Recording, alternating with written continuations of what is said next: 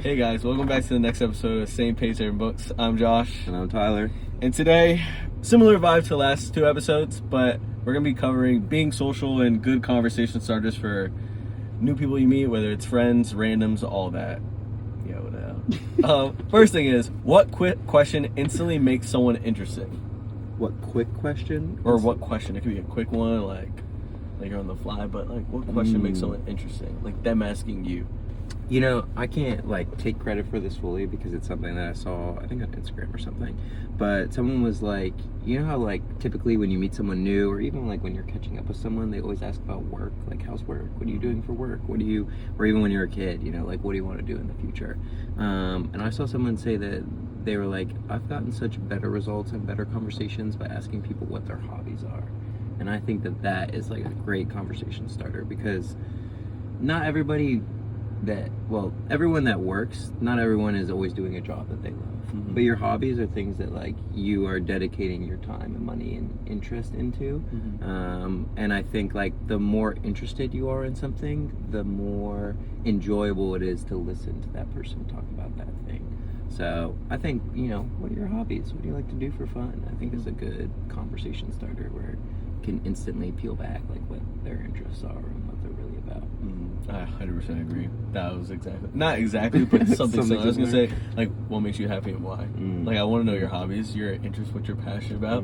I feel like you said, they're interested about it, so they're going to want to keep talking about it, go in depth. That's how you, like, hold the conversation, especially with randoms or people, like, you're interested in. It's kind of the best way. Even just your friends, because I feel like it's easy to put some friends in a box, because I put some friends in a box. Like, some people are versatile. Like, you're a versatile friend. You're a going out friend, a deep talk friend. We can just do nothing. Then there are friends where it's like, bro, we're just going out.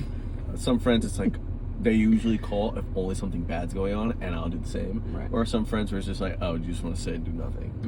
But you're a versatile friend. But it is good, like, from time to time to ask your friends, like, oh, what are your hobbies? Especially if you're not that close. So I and also, good. I think, like, the more interested they are in the subject, the more in-depth that they'll go with you. And depth is what gives conversation its meaning, you know? 100%. Yeah. Glad we're on the same page. Next question is... It's almost like the name of our podcast. I mean, wait, what? What? Next thing is, what do you do the most boring conversation starter ever? Is what do you do the most like the weird? Question, like, what do you do? Yeah, I think it's just basic, you know, like, just, I mean, like, not that it's necessarily like a bad choice, it's kind of a safe choice, you know, like, I think everyone's used to that question, so you don't really stand out. So, like, I guess if you don't really want to have a conversation with someone, then you could throw that one out there. But yeah, probably the most boring. It sucks. It's the worst conversation starter ever. If somebody instantly asks me that question, I kind of lose interest in wanting to talk to them. Just like immediate turn off. Oh, 100%. Even if like it's somebody that was like trying to hit on me, granted, stay away. But like if somebody's hitting on me, or it's like a friend just trying to catch up, or it's like a random or like some event, anything like that, I kind of just don't want to talk to you anymore. Because some people view like, oh, what I do is what I am. I don't think that. Like, oh, you're a lawyer? You're not a lawyer. Right. Practicing law is what you do, right? But like, you're so much more than that. Work is not identity. 100%. Agreed. So, sucks for me. I don't want to hear that. Next question is: have you ever faked confidence in a conversation? Yeah, for sure. I think I'd do it a lot more when there's alcoholic beverages involved. Real. Because that liquid courage is real, and you can kind of carry any conversation. I've found, at least, you can carry a lot more conversations when you have liquid courage. But I agree. I think the biggest thing that like I fake confidence on is when I'm asking someone about something that is of their interest that maybe I don't really know a lot about. Like just trying to find like a small detail that I do know. So like, I'm trying to think of a good example. Football, right? Like, I obviously don't watch a lot of football, but when I was in school in Massachusetts, I obviously knew who the Patriots were. I knew who Tom Brady was. And like, even though I'm maybe not a diehard fan and watching every game, like, I can still at least fake a little confidence that I know enough to carry a conversation with someone who is interested in that. That's true. Okay. If that makes sense. I mean, it definitely makes sense.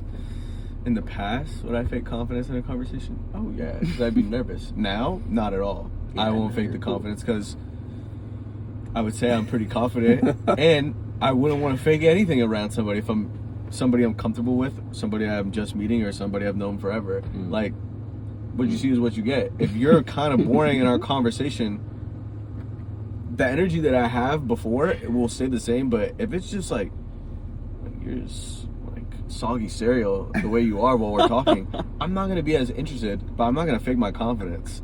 I'm just gonna be myself.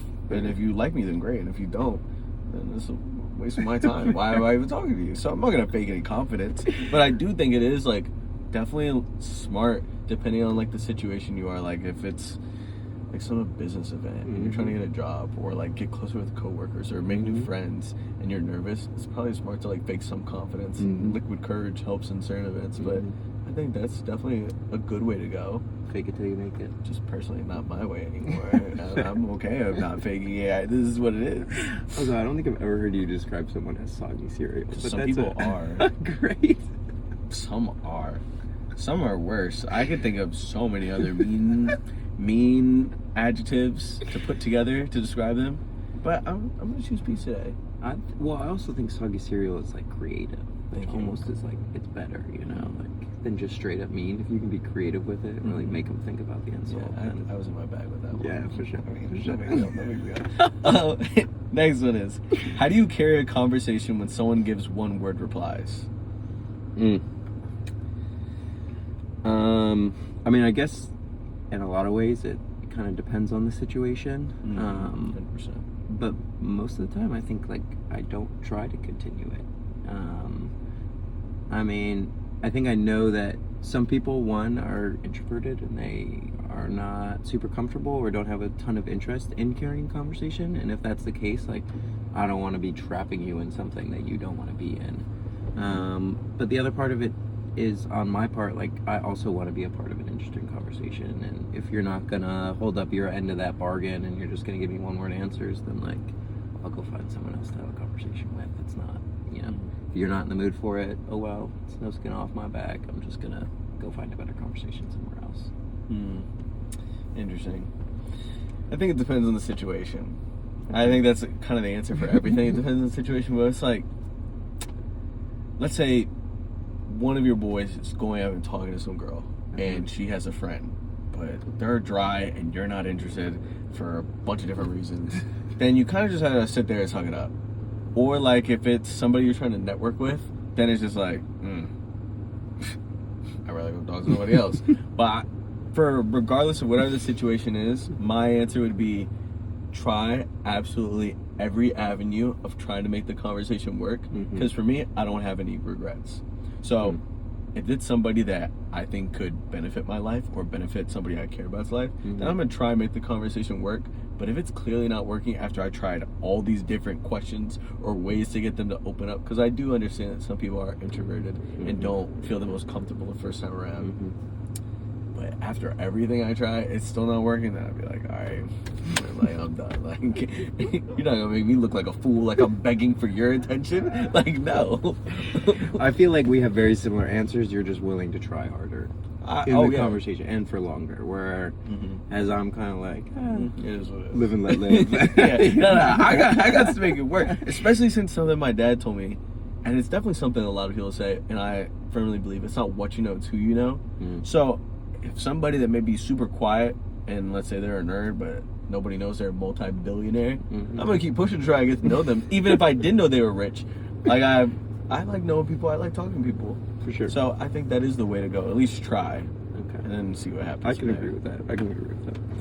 And last but not least, can being socially confident genuinely change your life? Absolutely. I mean, you just said it right now, but it's not what you know, it's who you know. And the more socially confident you are, the more people you're going to meet and the more connections you're going to have that are going to benefit your future. So, agreed, 100%. I agree, yeah. Like, closed mouths don't get fed. You can't make memories if you're stuck in home all day. You are killing it with these one-liners, man. You are on top of it right now. You can't make memories if you're stuck in the house all day doing nothing. You have to put yourself out there. You have to talk to people. You have to fake it till you make it to a certain degree, until you actually do believe it. You have to do all those things. I think for myself, well, we were like elementary, middle school together. I would say I was pretty confident and social. Once I got to high school, all boys school, we're not about that. I was like, bro, like, what am I doing? Oh, I want to just be like super like friendly with a bunch of dudes. Nah, unless like we're playing the same sport, like, or we're in class and we're working on a project. Like, what am I doing? And then that's where I was just like, you know what, fine. I'm just gonna be like chill, nonchalant, Josh, which is not my original state of mind. I don't think I've ever used nonchalant to describe you. As That doesn't work like that. No.